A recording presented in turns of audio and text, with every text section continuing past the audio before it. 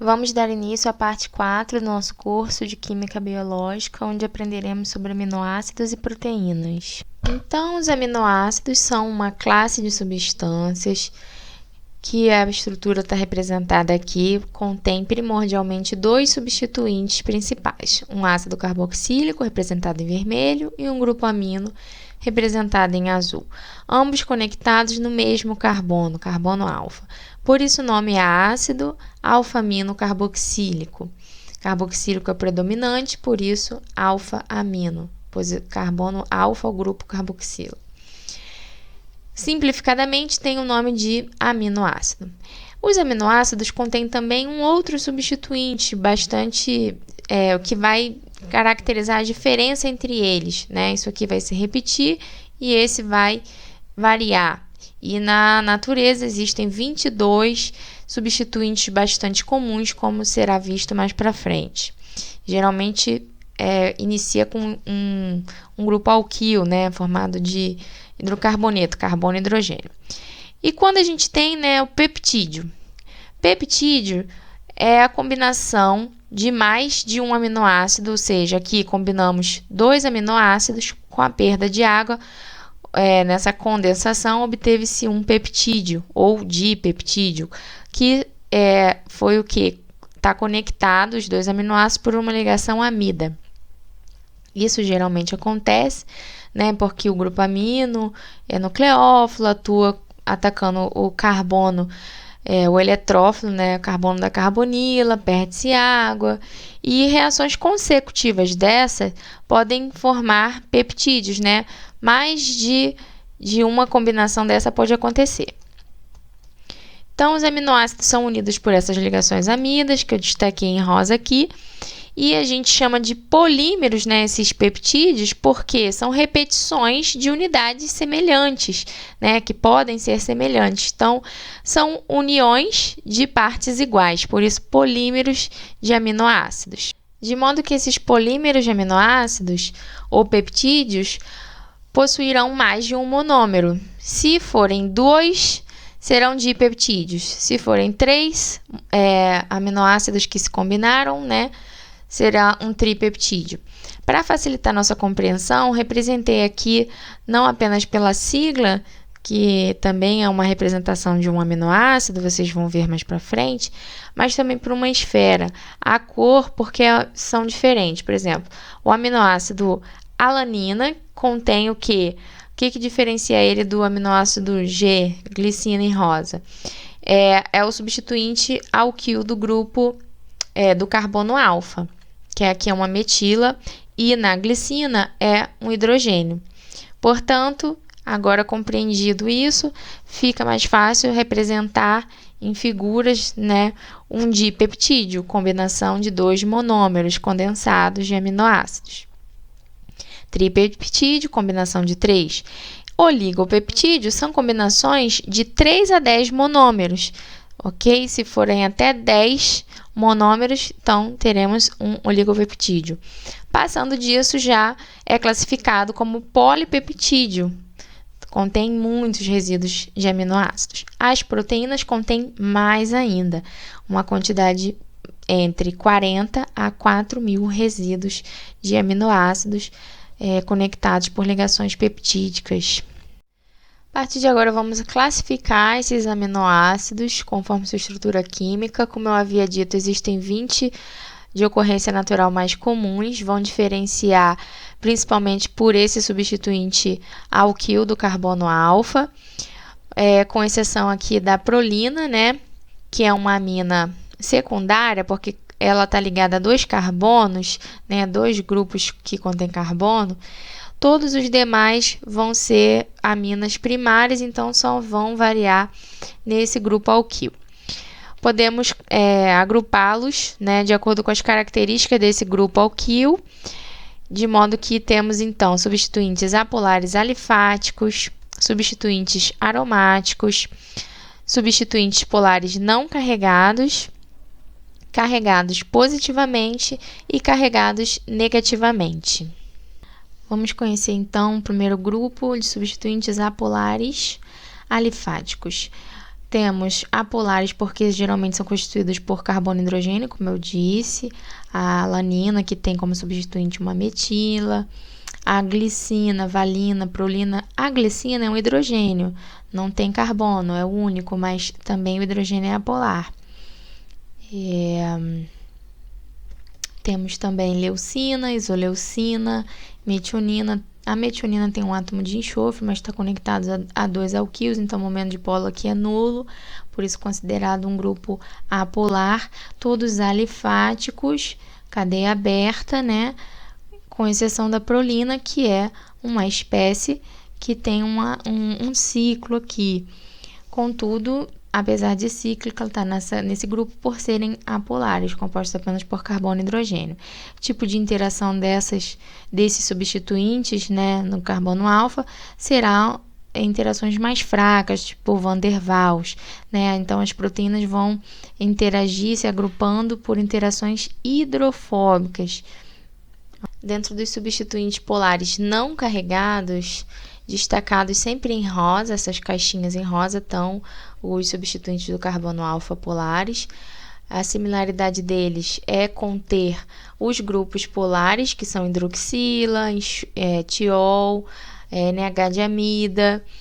São grupos que contêm átomos eletronegativos.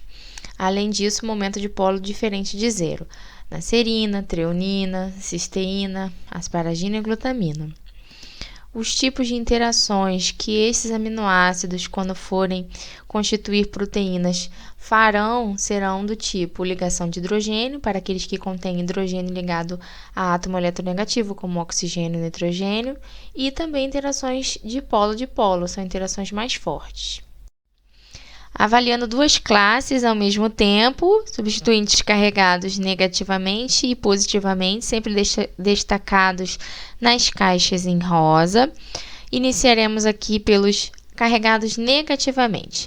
O que eles têm em comum? Eles possuem esse grupo carboxilato, que é um ânion, um grupo aniônico. Apesar de ter hidrocarboneto, carbono e hidrogênio, é uma parte apolar, ele vai conter esse grupo polar com carga negativa.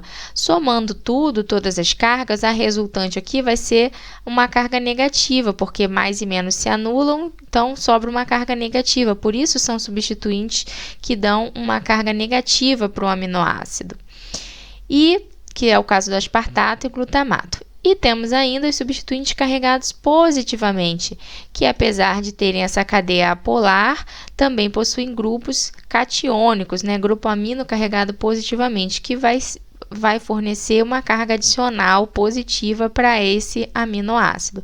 Aqui a gente vai entender mais para frente como essa carga é formada positiva na histidina. E quais são os tipos de interações, então, que essas cadeias laterais de proteínas que contêm esses tipos de aminoácidos podem ter, né? Serão interações do tipo hidrofóbicas, porque, como vemos, temos partes apolares, e interações eletrostáticas, porque um grupo positivo, um aminoácido positivo, pode interagir com uma cadeia de aminoácido negativa próxima. Né? Então, seriam interações eletrostáticas entre íons de cargas opostas. O caso da histidina é uma exceção, porque a gente não observa a carga positiva nesse grupo em rosa, nesse grupo alquílico conectado a um anel imidazólico.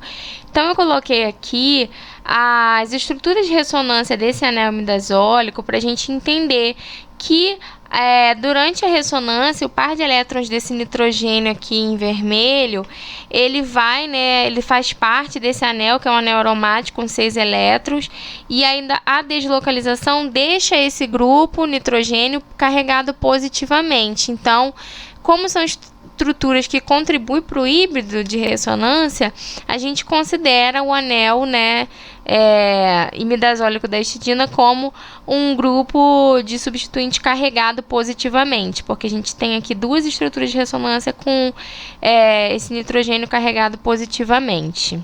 A última classe de substituintes é a de aromáticos, destacados nas caixas em rosa.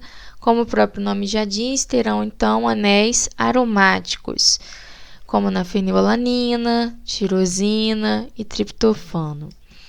Suas cadeias laterais se agrupam nas proteínas por interações hidrofóbicas, devido à grande parte de cadeia apolar, ou seja, cadeia de hidrocarbonetos, e também por ligações do tipo ligação de hidrogênio, ligações mais fortes, porque eles contêm, como o triptofano contém grupamino e a tirosina contém hidroxila, que são capazes de interagir, né, por ligação de hidrogênio.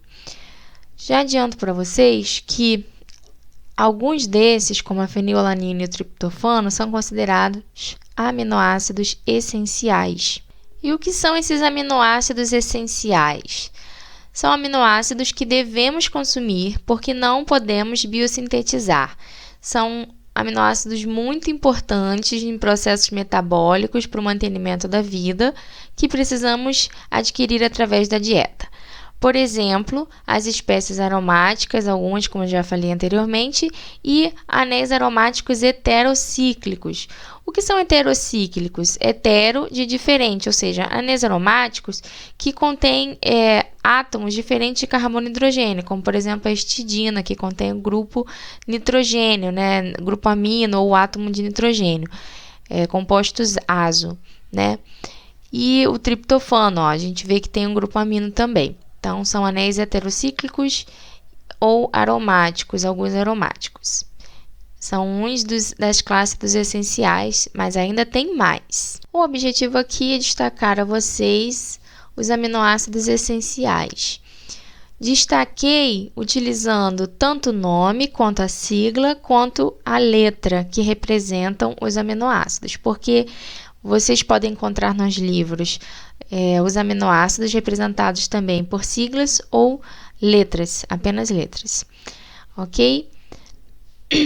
Inicialmente, então, temos os aminoácidos alifáticos, apolares, né? Valina, leucina, isoleucina, treonina, metionina. Depois começamos os polares, lisina, arginina, mais alifáticos, e então os aromáticos ou heterocíclicos, que é fenilalanina, histidina e triptofano. Notem que tirosina não está aqui. Apesar de ser aromática, ela não é essencial porque ela pode ser obtida através da oxidação da fenilalanina. Qual a importância da gente conhecer esses aminoácidos essenciais? Para adquiri-los através da alimentação, eles são essenciais por isso. Então, o ideal é mesclar os alimentos, porque, por exemplo, existem alguns alimentos, como o feijão, que são deficientes em alguns desses aminoácidos, que é o caso da metionina, que não contém no feijão.